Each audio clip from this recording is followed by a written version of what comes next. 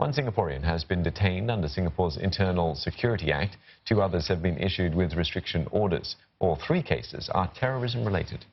40-year-old Imran Mahmood was detained in January. The unemployed man was radicalized by the ideology of Islamic State and had considered going to Syria to join the terrorist group. The ministry said that Imran's radicalization began in 2013 when he started listening to foreign religious preachers online. Imran later wanted to live in Syria and was prepared to join militant and terrorist groups involved in the Syrian conflict, like the Free Syrian Army. Meanwhile, 39-year-old food delivery man Muhammad Fairuz Junaidi and 62-year-old production technician Rasida Mazlan were issued with restriction orders in March. Fairuz was emotionally affected by reports on the killing of Sunni Muslims in the Syrian civil war.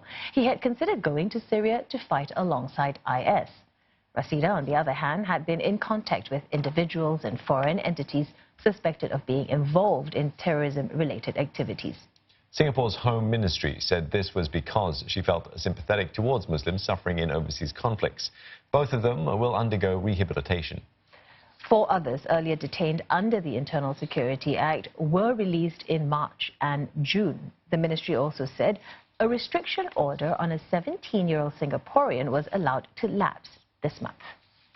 Responding to the detention and restriction orders against 3 Singaporeans, the Islamic Religious Council of Singapore said the incidents highlight the continued threat of self-radicalisation and the danger of radical online propaganda.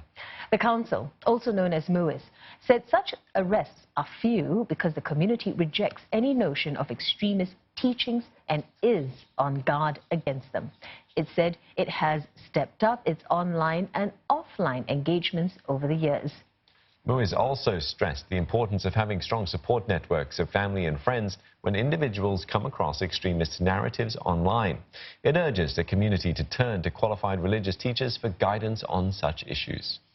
Writing on Facebook, Minister in charge of Muslim Affairs, Masagos Zulkifli, said these latest cases showed that there will always be people vulnerable to radicalization and hence the need for continued vigilance. He urged the community to work closely with MUIS and the authorities to eradicate this threat.